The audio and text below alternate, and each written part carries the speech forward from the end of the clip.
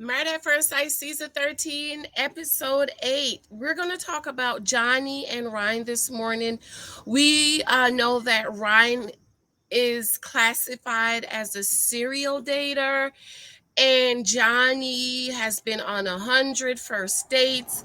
And if you watch the interview I did last night where Merla and Johnny was being interviewed on Dish Studio Channel,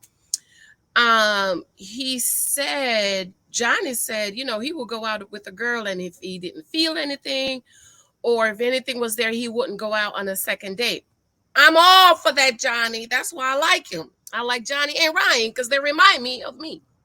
And Johnny also said, he would go on a second date or a third date. But one of the things he said is it has been a very long time since he dated a woman who he would even think about being his girlfriend. And he hasn't had a solid girlfriend in 6 years. And the last girl that he would consider to be his girlfriend, they dated for 6 months. I knew Ryan was not going to like Brett. I told y'all, I said he's not going to like her. I knew that Ryan was not going to like Brett. I think she's very tomboyish. Um, she's just not his type, and I love her. I really like her. I love her right here, and I want her to find someone. I really was hoping that it would have worked out for her because I feel like this is it for Brett. This is it for her. Okay, but I think Ryan would have liked more of a Katie. She's very soft, she's very feminine, very docile, and very fragile. See, men like Ryan needs you to be soft and docile and very feminine. And I'm sorry, Brett is not like that. And we already know Johnny's issue with her, with Bao, that he knew her in college. He didn't think about dating her. He didn't want to date her. And he ghosted her 4 years ago, probably because she's annoying, okay? So if Johnny knew her and didn't want to date her and ghosted her 4 years ago, how many of y'all know he's not going to want to be married to her? Huh? Unfortunately, he's married to her. All right. If you didn't watch that interview I did yesterday, it's linked below. Go ahead and watch it for me, okay? Thank you for your love and support. Be sure to subscribe. I am trying to get to 13,000 subscribers. So run on over and subscribe if you haven't checked to make sure you are subscribed. There are so many people who said they were subscribed and unsubscribed. And of course, I'm going to come back and talk about Zach. I really like Zach. And I think one day, in the sweet by and by, he will make a very good husband, okay? Thank you for your love on my new journal. Thank you. Don't forget, I need reviews when you do those reviews. And this book, 23,000 Guys, I forgot it inside, and I'm not going to go get it. Well, maybe I should go get it. Let me go get this book, okay?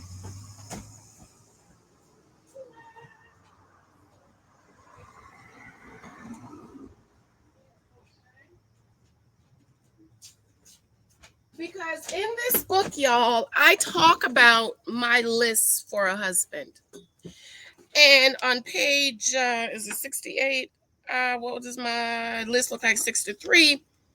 I talked about in here how a husband is a choice and how you need both negotiables and non-negotiables when you date. You should not have all non-negotiables, right? And I think Johnny, see the sun is coming through the tree. I think Johnny and Ryan issue is they have all non-negotiables. That means you have to have it, okay? They want this perfect princess, which doesn't exist. And it's not smart, that's not wise, and that's not healthy. And so this is why I'm telling you guys, I really understand Johnny and Ryan because I was like that. But the only difference between me and them is I understood you need non-negotiables and negotiables, because there are no tens. If you meet a man or a woman that's a 10, run for your life. That's the devil. Okay? What were some of my non-negotiables? Non-negotiables, they have to have, okay? There is no negotiating it. There is no it's going to get better. There is no, well, one day it's going to happen. There is no, I see potential. No, you have to have it. So my must have non-negotiables that I do not negotiate on is he had to be a born again believer. And there were two guys that I really, really like, but they were struggling in their faith. And how many of y'all know I'm not about to struggle with no man in your faith? It's just like money. I can't struggle with you, sir. Either you have it or you don't, okay? Number one, he had to be born again. Number two was he had to be a tither. I know a lot of Christian women who marry unbelievers. The Bible said, be not unequally yoked. They thought they could fix him and get him saved. They marry the unbeliever, and then the unbeliever don't want you to bring his money down to the church to pay to give it to the pastor. I didn't want nobody like that. You have to be, must be a tither. Ain't no question if, ands, or about it. Number three, he had to be a gentleman. I love men that are gentlemen. My father in the faith, Pastor Bradshaw, was a perfect gentleman. And when I saw how he treated his wife, my mother in the faith, Sister Bradshaw, I said, oh, I wanted a man like that. Okay, because I'm from the islands. They didn't treat their women like that. Okay, I knew I wanted a man like my father. Number four, he had to have a good job. I put job, but it's really a career. Okay, he had to have a good career. At 30, by 30, a man should be established in his career. And this is what Merla was saying last night. She wanted a man who was established, financially stable, and career driven. In other words, established in the career. And this is why I'm telling the young girls, don't marry the young guys. Okay. I know some of you come on here. Me and my husband, we got married. He was 19, I was 20 years ago. Different generation, babes. Okay. A generation is 20 years. The Bible says every generation is weaker and unwiser. So while it worked out for our aunties and mamas 20 years ago, the men today, 20 years later, are not the same. So, ladies, well, a lot of you women who will marry Gil and struggle with him until he makes it, what I'm telling you, don't do that. Make sure the man you choose is established, financially established, and a man that you can honor, submit to, and adore. Okay.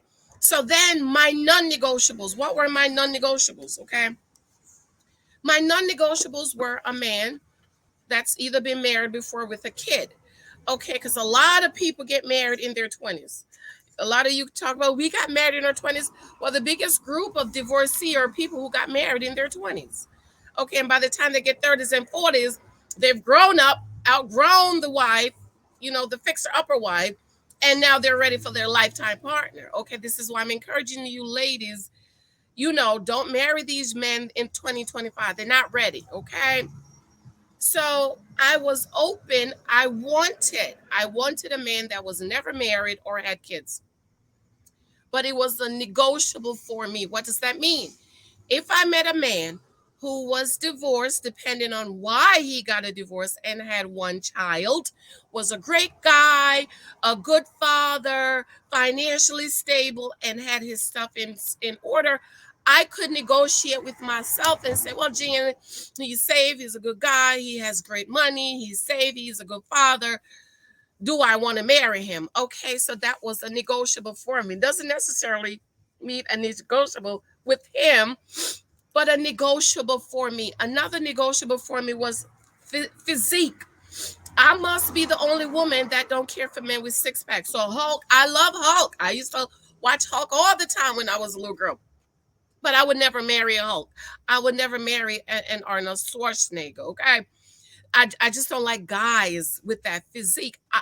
You would not believe I like guys with just a regular body, like Ryan. Ryan has a regular body, a dad bod, okay?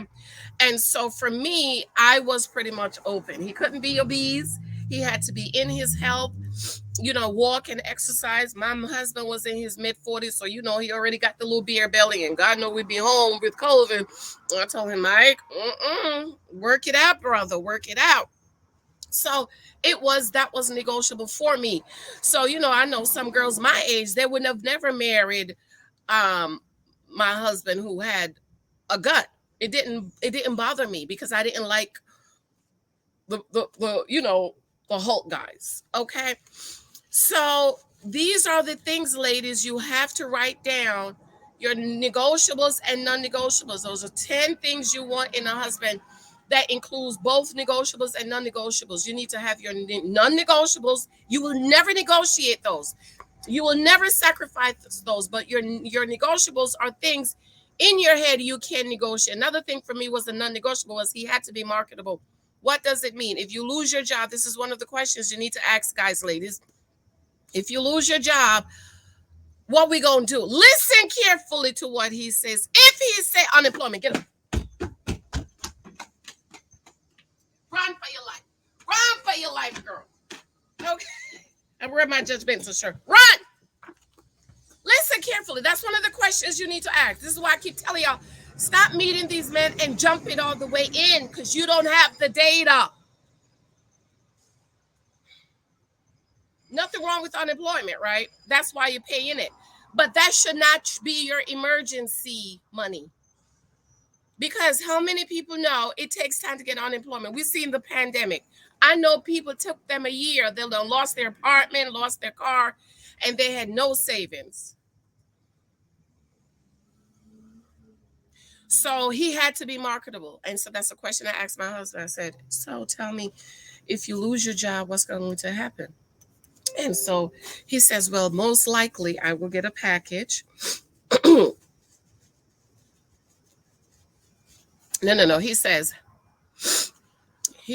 if I lose, I'll get right on, email my headhunter and let her know I'm available for jobs. Then he says, I will most likely get a package. Okay. Because I told y'all my husband is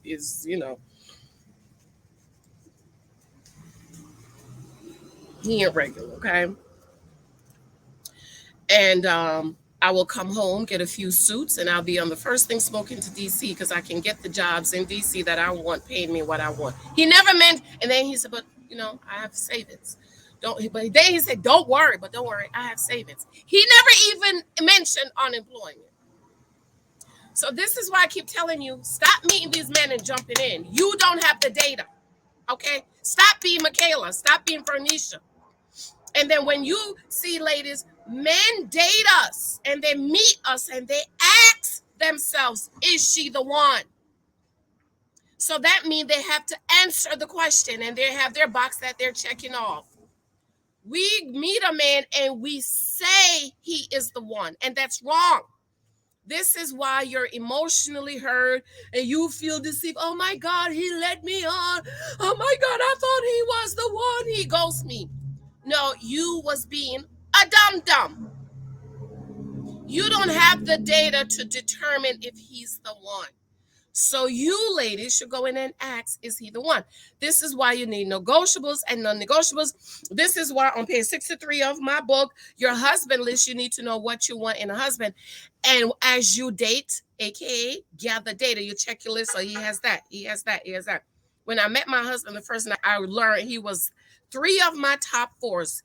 I knew he was saved. I knew where he worked. Had a good job. And he was a gentleman. And it wasn't but a month later I learned he was a tither because he was going out of town and he says, hey, I'm on my way to the airport for my flight, but I'm going to stop by church and drop my tithes off. And I want to come by and give you a hug and some flowers. So right there, I was able to know he was a tither. So you need to have your list. The problem with Ryan and Johnny is they have all non-negotiables. They don't have any non-negotiables. They don't have any negotiables. So when you don't have any negotiables, she has to be perfect. And how many of you know nobody's perfect, right? Nobody is perfect. That's why I say a 10. You're not going to get 10s. You might get a 9. You might get a 9.9999999. Remember that song, 99 and a half won't do in the church? In this case, when it comes to marriage, 99 and a half will do because there are no 10s. 10s is perfect. Never make a mistake. Nothing ever happened. She never burned the chicken. She's always perfect. Her breath doesn't stink. Her poop doesn't stink. She's perfect. And how many of you know there ain't but one person that's perfect, and that's Jesus. So with Johnny and Ryan, they're looking for perfection, and there is no perfection. There's almost perfect, but there's a perfect person for you. Even though he's not a 10, he's perfect for you. And so when you date, these are the things you need to date in mind. And maybe as they get older, they'll figure it out. I'm kind of surprised Johnny doesn't know this because he's real smart and he's really analytical. So I'm kind of surprised that Johnny, doesn't know this. But based on his interview, he's looking for this perfect girl, and it's not. And then they stuck him with the girl that he never wanted, never liked, and ghosted 4 years ago. I have to run, beloveds. I love you. This book is available on Amazon. I'm telling you, this book is a gem. This book should be a #1 bestseller. I have everything in here. As a matter of fact, my editor is on me about doing some spin-offs from this book, so I might do that. All right. I love you. God bless the garbage people. Thank God for the garbage people, child. They worked all through COVID. Let me know what you think. Are you dating like Johnny? Well, women don't date like that. Some of y'all is just too desperate. You see a man across the street, you already claim him as your husband. You don't even know his name. Do you have a husband list? And do you have non-negotiables and negotiables? Let me know. Again, this book is available on Amazon. Pick it up. Show me love. Leave a review for me. Be sure to subscribe. My other books, Months of Gratitude. This is Thanksgiving season. Pick that up. The Naked Wife. Those are you who married the gills of the world. You are now a naked wife and you're crying. I want to hear it says 10 years a girlfriend. Y'all waiting for him to marry you. You know why he not marry you? Because you ain't it. Oh my God. The garbage truck. I thank you for picking up my garbage, but hello. Making all this noise at my house. 10 years a girlfriend. You know why you could shack up with him, have babies with him, and he don't marry you, but he go down the street and meet a girl and marry her because she's the one. You don't understand. I love you. I have to go. Be sure to subscribe. Bye.